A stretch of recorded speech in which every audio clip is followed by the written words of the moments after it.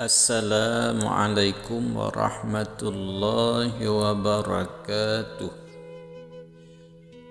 Alhamdulillahi rabbil alamin.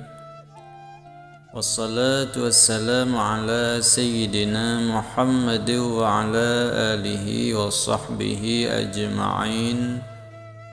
Amma ba'du.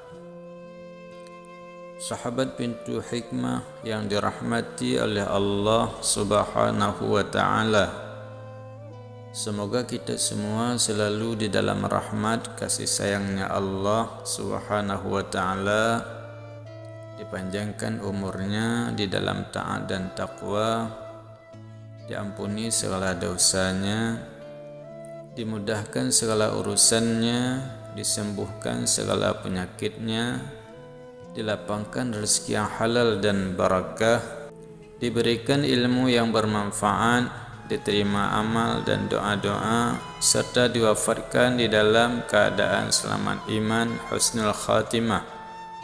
Amin ya rabbal alamin. Sahabat pintu hikmah yang dirahmati oleh Allah Ta'ala, agama Islam telah mengatur segala perkara, termasuk waktu tidur. Mengapa tidur perlu diperhatikan? Hal ini karena tidur yang baik akan membawa baik pula di dalam kehidupan ini. Sebaliknya, tidur di waktu yang dilarang oleh Allah Subhanahu wa ta'ala bisa mendatangkan keburukan bagi kehidupan manusia. Tidur memang menjadi aktivitas yang dibutuhkan oleh setiap manusia sebagai cara untuk beristirahat dari lelahnya rutinitas. Allah Subhanahu wa ta'ala berfirman di dalam Al-Quran, "Dan karena rahmatnya Dia jadikan untukmu malam dan siang, supaya kamu beristirahat pada malam itu, dan supaya kamu mencari sebahagian dari karunia-Nya pada siang hari, dan supaya kamu bersyukur." Quran Surat Al-Qasas ayat 73. Dalam hal ini, umat Islam perlu memperhatikan waktu tidurnya, karena ada beberapa waktu tidur yang dibenci oleh Allah Subhanahu wa ta'ala, sehingga sebaiknya dihindari. Berikut ini waktu tidur yang dibenci oleh Allah Subhanahu wa ta'ala beserta penjelasannya dalam agama Islam. Pertama, tidur setelah salat subuh. Salah satu waktu tidur yang dibenci oleh Allah Ta'ala adalah tidur usai menunaikan salat subuh atau tidur waktu hailulah. Kata hailulah sendiri diambil dari kata hala yahulu haulan, yang bermakna mencegah atau menghalangi. Meskipun biasanya waktu pagi hari usai subuh ini terasa nyaman untuk kembali berbaring di tempat tidur, tetapi sebaiknya umat muslim menghindarinya. Pasalnya, tidur setelah salat subuh dapat mengurangi produktivitas. Hal ini karena bangun tidur akan selalu siang serta menghalangi datangnya rezeki di pagi hari. Rasulullah sallallahu alaihi wasallam telah berdoa kepada Allah Subhanahu wa ta'ala untuk umatnya seperti dalam hadis yang diriwayatkan oleh Abu Daud. "Ya Allah, berkahilah umatku di waktu paginya." Hadis riwayat Abu Daud. Dalam riwayat lainnya, Rasulullah sallallahu alaihi wasallam bersabda, "Apabila engkau telah selesai salat subuh, janganlah kamu tidur tanpa mencari rezeki." Hadis riwayat Tabrani. Sementara dalam kitab Madarisus Salikin, Ibnu Qayyim Al-Jauziyah telah berkata tentang keutamaan awal hari dan makruhnya menyia-nyiakan waktu dengan tidur.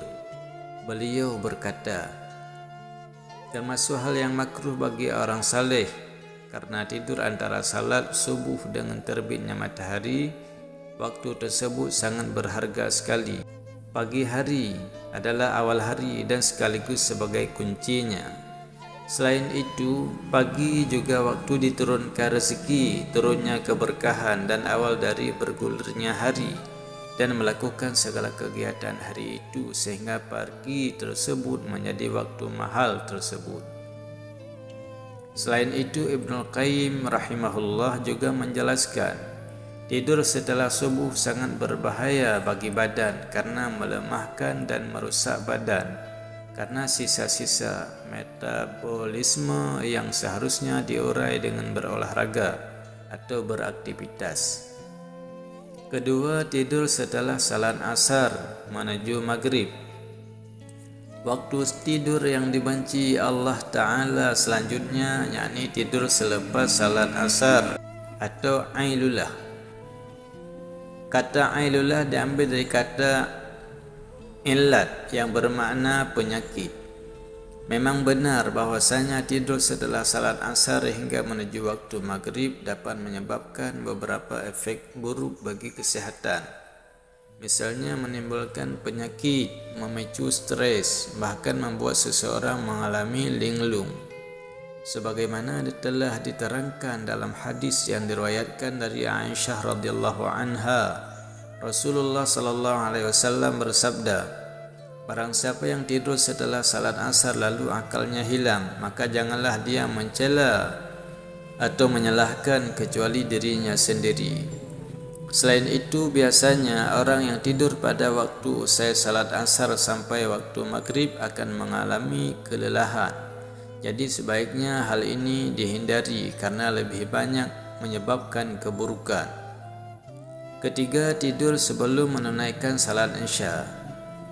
Tidur sebelum menunaikan salat Isya juga termasuk dalam waktu tidur yang dibenci Allah Subhanahu wa taala.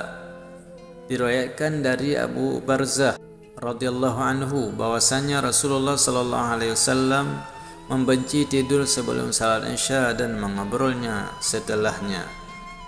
Hadis riwayat Bukhari dan Muslim. Hal ini karena bisa menyebabkan umat muslim melewatkan salat Isya hingga keesokan harinya. Para muhaddisin atau ahli hadis menerangkan makruhnya tidur sebelum salat Isya. Oleh sebab itu, At-Tirmizi mengatakan, mayoritas ahli ilmu hadis menyatakan makruh hukumnya tidur sebelum salat Isya dan mengobrol setelahnya. Dan sebahagian ulama lainnya memberi keringanan dalam masalah ini. Abdullah bin Mubarak rahimahullah mengatakan, kebanyakan hadis-hadis Nabi melarangnya. Namun sebahagian ulama membolehkan tidur sebelum salat Isya khusus di bulan Ramadan saja. Jadi sesekali mungkin diperbolehkan jika memang merasa lelah. Tetapi tidur sebelum salat Isya ini jangan dijadikan kebiasaan. Tidurlah setelah salat Isya dan lebih bagus lagi apabila bangun tengah malam untuk menunaikan salat sunnah seperti salat tahajud dan salat witir. Setelah mengetahui kapan saja waktu tidur yang dibenci oleh Allah Subhanahu wa taala, lalu kapankah sebaiknya waktu tidur yang dianjurkan Rasulullah sallallahu alaihi wasallam? Adapun cara tidur berdasarkan teladan Rasulullah sallallahu alaihi wasallam adalah tidur pada awal malam dan bangun pada pertengahan malam. Tidurlah setelah melaksanakan salat Isya dan kemudian bangun di tengah malam untuk melaksanakan salat tahajud. Salat tahajud merupakan ibadah malam yang sangat dianjurkan dalam Islam, di mana seseorang berdiri di hadapan Allah untuk berdoa dan memohon rahmat-Nya.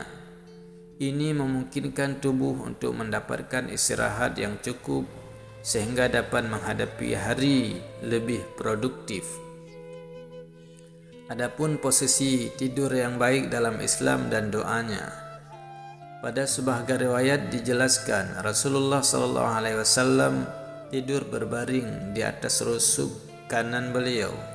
Terkadang Rasulullah sallallahu alaihi wasallam juga tidur terlentang dengan meletakkan salah satu kakinya di atas yang lain. Bahkan sesekali Rasulullah sallallahu alaihi wasallam pun meletakkan telapak tangannya di bawah pipi kanan. Kemudian Rasulullah sallallahu alaihi wasallam berdoa. Di antara doa yang Rasulullah SAW ajarkan untuk dibaca sebelum tidur adalah sebagaimana yang tertuang dalam hadis berikut dari Al-Barra bin Azib bahwa Rasulullah SAW bersabda, jika engkau hendak menuju pembaringanmu, maka berwuduklah seperti engkau berwuduk untuk salat. Kemudian berbaringlah di rusukmu sebelah kanan, lalu ucapkanlah doa, Ya Allah, sesungguhnya aku menyerahkan jiwaku hanya kepadamu, kuhadapkan wajahku kepadamu, kuserahkan segala urusanku hanya kepadamu, kusandarkan punggungku kepadamu semata, dengan harap dan cemas kepadamu. Aku beriman kepada kitab yang engkau turunkan dan kepada nabi yang engkau utus. Dan hendaklah engkau jadikan doa tadi sebagai penutup dari pembicaraanmu malam itu. Maka jika engkau meninggal dunia pada malam itu, niscaya engkau meninggal di atas fitrah. Itu dia beberapa waktu tidur yang dibenci Allah Subhanahu wa taala dan penjelasannya serta cara tidur yang dianjurkan dalam agama Islam.